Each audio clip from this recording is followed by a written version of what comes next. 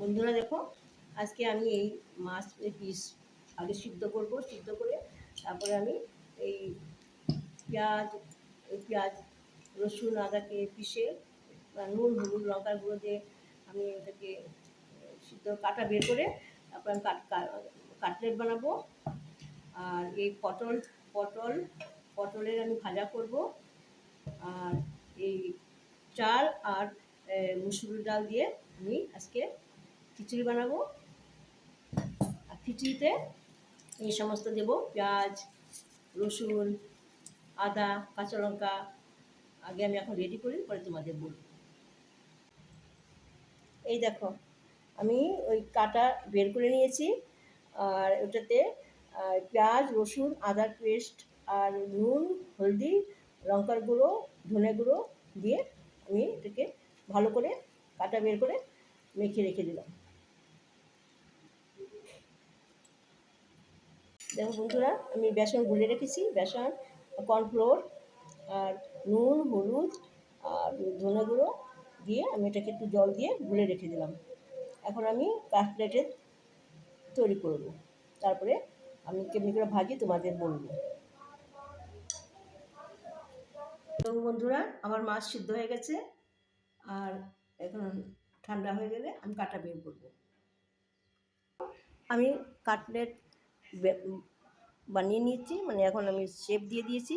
এখন ভাজবো। আর পটলে নুন হলদি মাখিয়ে রেখেছি, এখন আমি তেলে ভাজবো। খিচুড়ি বানাচ্ছি আমি। দেখো, শুকনো লঙ্কা সম্বর দিচ্ছি, তেজপাতা সম্বর দিচ্ছি, রসুন দিয়ে দিলাম,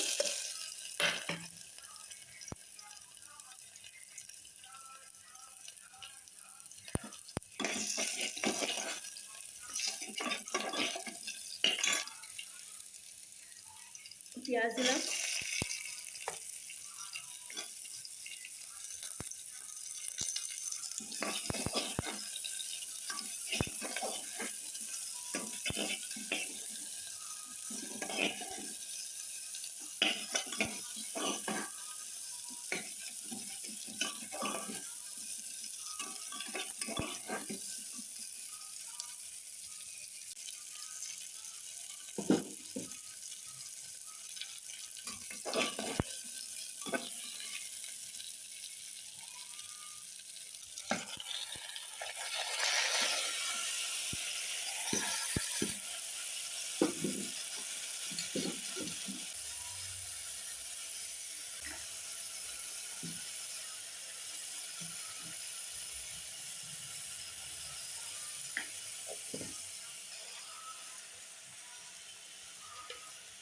চিনিও দেবো পরে, চিনি দেবো পরে।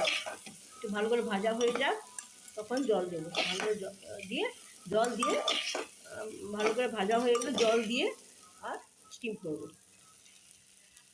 একটু কালি জিরা, একটু চিনি দেওয়ার ছিল, চিনি। এখন নিয়ে এখন জল দিয়ে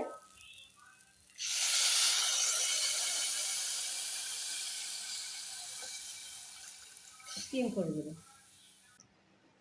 দেখো, আমাদের খাবার রেডি। এই খিচুড়িতে ঘি দিয়েছি, আর পটল ভাজা, দই আর মাছের কাটলেট। এখন আমরা খেতে যাচ্ছি।